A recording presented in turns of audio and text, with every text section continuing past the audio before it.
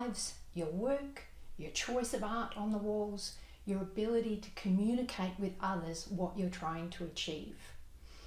Remember that understanding more about your strengths is your fastest road to engagement and success in life, because then you can articulate clearly what it is you want more of, and that helps others to see how to help you do that. So let's just take a step back and have a look at where we've been.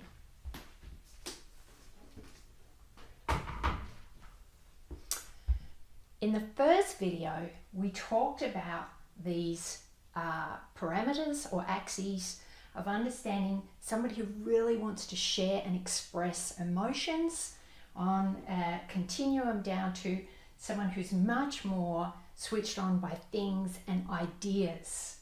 So data, they're not so much into feeling.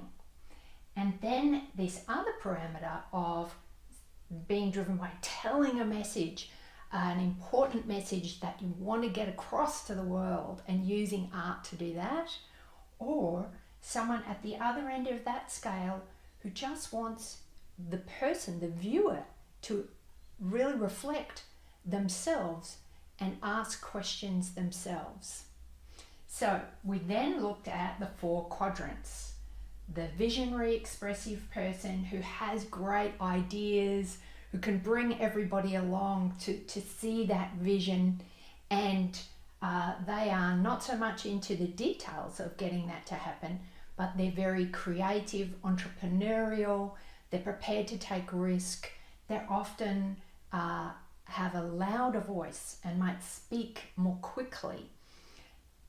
And image is important. I talked about Christos, I talked about people like Graham Stevens, who've created Colour in Your Life, and you can also see in his work this vision.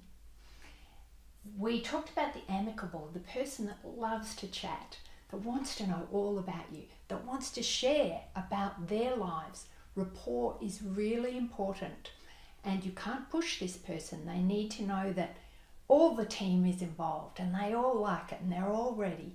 So you're going to have to check with everyone to be able to work through a project with this person. They want lots of background and consensus from everyone. Rapport is really their driver, to be comfortable with you and be able to work with you. And you might recognize this through their asking you, does this look good? Do you like it? There's an upward inflection at the end of the sentence, a question within the tone of the language. And then we looked at the direct driver, the person that's time focused. The only way to answer a question from this sort of person is yes or no, not the big long explanation. They can be intimidating, they're time focused, they're bottom line focused. They want to know what you want up front, and then they can decide to listen. They don't mind taking risk, but they want to know what is the outcome you need from them in order to engage with you. And I mentioned that between these two, say, this one can seem intimidating, so that personality is going to be much more likely to talk longer and want to tell them more to help them understand the emotion of it all.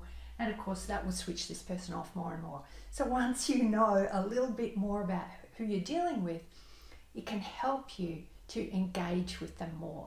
If someone asks me, if I went to a gallery or to talk business or to talk to someone in that sphere, and they want to know all about my weekend and my family and whether I've got a dog, I would be really thrown, because I would like, what's that got to do with it? That's my business.